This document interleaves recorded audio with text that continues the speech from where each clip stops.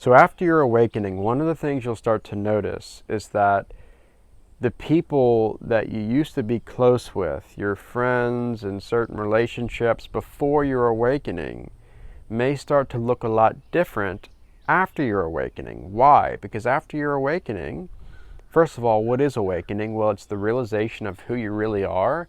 And with that comes the shedding, the letting go of who you thought you were, this egoic construct.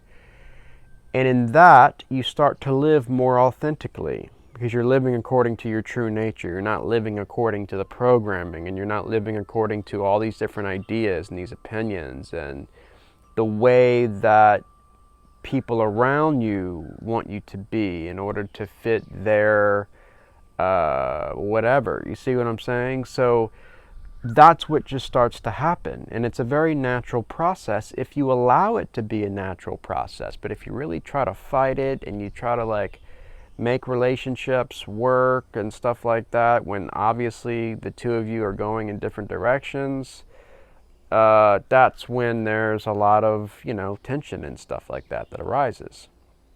But it doesn't have to be that way, because here's the thing. Look, when you have an awakening and you start living authentically, you reach a point where you have to decide, you have to make the decision. Are you going to listen to your intuitive heart? Are you going to start living according to your authenticity? Or are you going to keep playing games? Are you going to keep just pretending to be a certain way in order to please people, in order to maintain friendships? And I know it's tough, but this is just the way it has to be. This is the way it is. This is part of the story. This is part of your personal myth unfolding. See? So there's a time and there's a season for everything. We have these certain relationships in our lives that are meaningful, that we can learn from and grow from. And, they had, like I said, they had their time and place. But then there comes a time and season of letting go and moving on and realizing that that person, that friend, is now not supposed to be in your life. They're not supposed to be in your circle, in your group of friends, or whatever you call it, you see? And and this is the thing, you won't have to necessarily make it this big dramatic deal. And no, you start living according to your truth, your authenticity, and naturally there will be that separation that starts to occur. It's like going down a river, all right? Maybe you're on a raft or something and you're with this other person and you're holding on to them and y'all are both going down the river. And then all of a sudden the river kind of splits into two, and so you've got all these currents and all these different things happening in the river. And so you're going with this friend, you're holding on to them, there's this attachment maybe, but the river naturally starts to bring the two of you apart. And this is not a bad thing. People view this as, oh, this is negative. No, it's just the way the river is. It's just a natural part of life. There's seasons, there's these different phases that we go through and these different journeys and stuff like that. So that's just part of life, right? So the river, naturally, the current brings the two of you apart. And you never know. Maybe you go down two separate paths, two different rivers that branch off of the main river. But then, who knows? And time will tell. But maybe those two rivers that branched off the main river, maybe they loop back around and maybe the two of you meet again down the road. There's no telling. Sometimes that happens. But other times it doesn't happen. And you keep going your way, they keep going theirs. And that's that. But this is what I'm saying. You have to make the decision. You have to stand up for what you believe in, and you have to be true to yourself in the early stages of your awakening journey, because that is what is going to set the pace for the rest of your journey. Being able to stand on solid ground, being able to know that you incarnated here for a specific reason, and unpacking that and discovering that is what it's all about. And sometimes that can look like letting go of old friendships or relationships that don't align with your new realization of who you really are and why you incarnated. See? So there's that. But that's the thing with friends, they'll start to pick up on that. They'll start to feel the energy. They'll start to notice a difference in you, and they might say something to you like, hey, what the hell happened to you? You're a completely different person. And that's when you come back and say, you know, I'm really not. I'm not a different person. Now I'm just living according to who I really am. Before, the version of me that you were friends with wasn't really the real me. It was some kind of facade or some kind of ego or, you know, some kind of whatever persona, and it wasn't the truth. Or maybe it was like this partial glimpse of who I was, but it wasn't the fullness of my being, you see? And so you were friends with this version of me that you thought was the real me, and it wasn't, because I didn't know how to be the real me, because I didn't even know the real me. That's what you would say, right? That's how it typically goes. It's like when you were friends with this person before your awakening, you were doing the best you could with the level of consciousness you were operating from. So there's like no judgment there. But again, a lot of this stuff gets communicated energetically. You're not going to have to like really explain and verbalize a lot of this stuff when you're making that shift, when you're starting to walk according to your true nature. And that's the thing, when you're walking according to your true nature, like I've talked about in other videos, you're experiencing the inherent liberation and the inherent high vibrational frequency that you are. And so when this happens, you become more magnetic. And when you become more magnetic, you attract things into your life that are in alignment with your frequency, and you repel things out of your life that are not in alignment with your frequency. See? So that's what I'm talking about. It's a very natural movement and a natural shift out of the old into the new, into what is. So this has been, I think for me, I know early on this was the biggest thing I had to navigate in my journey, because there were many friends that I had before my awakening, and a lot of my friends had to do with the religion that I was a part of, my tradition. And so when I left that religion and I started this awakening journey and I started like changing my mind about everything, a lot of my friends noticed that, obviously, and they were like, hey, you know, what's happening? And then we couldn't be friends anymore because we didn't believe in the same thing. Because to them it was like, hey, if you're not a part of our group, if you're not a part of our belief structure, if you're not a part of our theology, then you're an outsider, you're a heretic, you're deceived by the devil, all these different things, right? And I get that, because I was in that system, and I used to think the same thing when people would leave the system. They would leave the in-group, quote-unquote in-group, and they would have an awakening or some kind of like major life change or whatever, new realization, and I would be the one that would say, hey, you know, you're really deceived and you need to return to the faith. And so I get that, because I've been there and I've experienced that level of consciousness.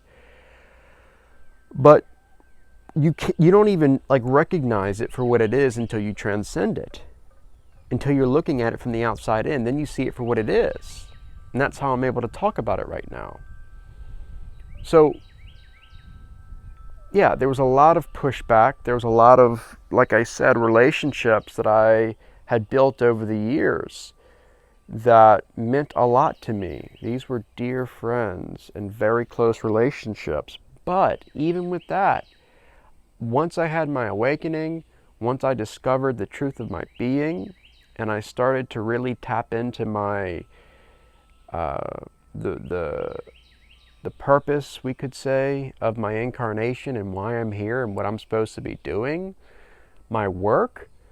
Once I realized that and I really fell in love with it, there was no going back. I knew that this is the way it had to be, and I also knew that, and this is all intuitively, but I also knew that as I continued on this journey, although it would mean that I would be losing all these friends, all these different people that were a part of my life for many years, I knew that it also meant that as I continued down this path, I would eventually start to meet people who are in alignment with where I'm at and who are journeying down similar paths. And what do you know? That's exactly what happened. It's exactly what happened. And it took some time. I went about a year where I didn't really have any friends except for one or two people that I would actually talk to and consider friends or close friends, you know. But after that year of, and in that year, I really embraced solitude, which was something that I had never done. So I learned how to meditate, and I learned to embrace silence, and a lot of the self-realization and the transcendence and the growth came from that very important season of my life. So I highly encourage people to really take that and to embrace that season if and when it comes, and it will come in your awakening journey at some point. But don't be afraid of that. Don't push that away. Fully embrace it, because the silence, the solitude, the stillness has something to teach you that is very essential for the rest of your journey. The friends, the people, the community, it will come. In your mind, I know for me, like when I was in that season of being alone and all of that, like I would think, oh, I'm never going to find another spiritual community, or I'm never going to meet friends that are actually into the awakening stuff that I'm into and that I'm experiencing. But those are just thoughts. Those are just ideas, and you are not your thoughts. So notice the thoughts for what they are, acknowledge them, but then know that they're just passing clouds. Let them go. They're just distractions. They don't mean anything. They're not true. Because as you continue on the journey, as you start to live authentically, as you start to open your heart and trust the universe will start to open up doors for you and opportunities, and things will start to align, and you'll know exactly what I'm talking about. But for me, it was like, hey, you know what? I'm going to trust this process. And like I said, the more I started speaking my truth, the more I started to engage in different conversations with people who were into the things that I was getting into at the time. That's when it all started to happen. And then a few years later, after I, started creating content and sharing about my journey, and after I'd been coaching for some time, I decided to start my own spiritual community. And I started having these online meetings where we would meditate together. We would talk together, have a time of Q&A and fellowship. And, these people were people from different parts of the world. So they weren't local. So there wasn't face-to-face interaction, which to me is like, obviously I would prefer face-to-face interaction with friends, with people, over online stuff. But it is what it is. That's where I started. And now that has led to me meeting people in person. And then that is growing, and that is something that I've just absolutely fallen in love with, because what it's showing me is the power of trusting my intuitive heart. Because when I left the system, when I left the old system or institution that I was a part of in my previous spiritual community, one of the things they told me was, if you continue down this path, you will never meet people, you'll never have any friends, you'll be a loner for the rest of your life, nobody will understand you, you're deceived, you're a heretic, all of this BS, all of these different scare tactics that try to draw me back into the group, the hive mind. And I remember hearing that, and I remember like really paying attention to that, and something within me said, like, notice this, notice what's actually going on, the pattern recognition, and let's see. And again, a few years later, all of a sudden, I'm not just in a spiritual community. I'm leading a spiritual community. And I'm meeting people all over the world who have experienced many of the things that I've experienced. And they understand me and I understand them. And there's this energetic connection and this alignment. And we meditate together.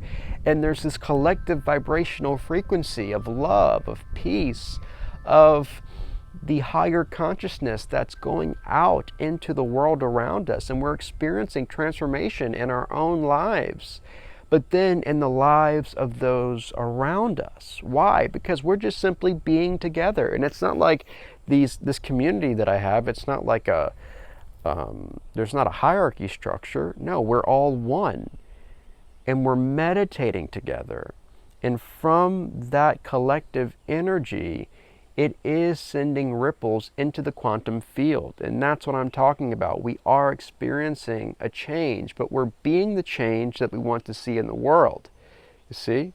And it's not a matter of believing in things or whatever. No, it's a matter of direct experience, inner knowing, and then allowing the light that is within us to shine all around us.